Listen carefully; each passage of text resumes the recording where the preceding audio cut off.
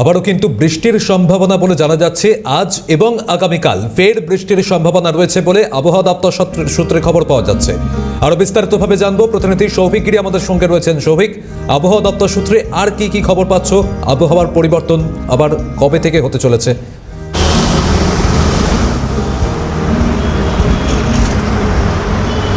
একদমই, দেখো সৌম্যজিৎ, সকালবেলা উঠে যখন আমরা কোনো কাজে বেরোবো তখন কোথাও বৃষ্টি শুনলে কিন্তু একটু ভুরুতে একটু টান আসে, কারণ সকালবেলা থেকে একটা বৃষ্টি আবহাওয়া, আবার কোথাও খোশ মেজাজে এই বৃষ্টিটাই উপভোগ করতে চায় অনেকজন। কিন্তু সেই মতোই কিন্তু আলিপুর আবহাওয়া দপ্তরের পক্ষ থেকে যেমনটা স্পষ্টভাবে জানিয়ে দেওয়া হয়েছে যে উত্তরবঙ্গ এবং দক্ষিণবঙ্গ অর্থাৎ দুই বঙ্গেই কিন্তু একটা মাঝারি থেকে ভারী বৃষ্টিপাতের সম্ভাবনা দিয়ে দেওয়া হয়েছে। যদি একটু উত্তরবঙ্গের দিকে নজর রাখি তাহলে দার্জিলিং, কালিম্পং, কোচবিহার সহ আরও বিভিন্ন জেলাগুলিতে কিন্তু আজ অর্থাৎ মঙ্গলবার এবং বুধবার, তার পাশাপাশি বৃহস্পতিবার, এই 3 দিন কিন্তু একটা ভারী বৃষ্টির পূর্বাভাস দেওয়া হয়েছে, বজ্রবিদ্যুৎ সহ ভারী বৃষ্টির পূর্বাভাস দেওয়া হয়েছে।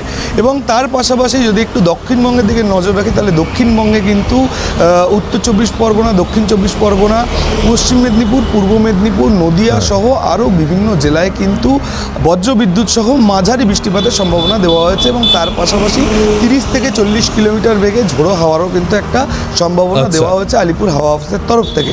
তবে তার পাশাপাশি শহর কলকাতাতেও কিন্তু আজ অর্থাৎ মঙ্গলবার দুপুরের পর থেকে একটা বৃষ্টির সম্ভাবনা দেওয়া হয়েছে। তবে বৃষ্টির সম্ভাবনা থেকে যাচ্ছে আজ এবং আগামীকাল, সেই সম্ভাবনা থাকছে। আপাতত ধন্যবাদ জানাচ্ছি সৌভিক তোমাকে।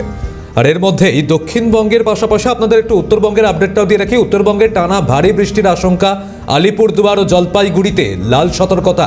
আগামী 5 দিন উত্তরবঙ্গের বিভিন্ন জেলায় টানা বৃষ্টি। দার্জিলিং, কালিম্পং ও কোচবিহারে কমলা সতর্কতা জারি করা হয়েছে। এই মুহূর্তে আবহাওয়া দপ্তর সূত্রে খবর পাওয়া যাচ্ছে উত্তরবঙ্গে টানা ভারী বৃষ্টির আশঙ্কা থাকছে।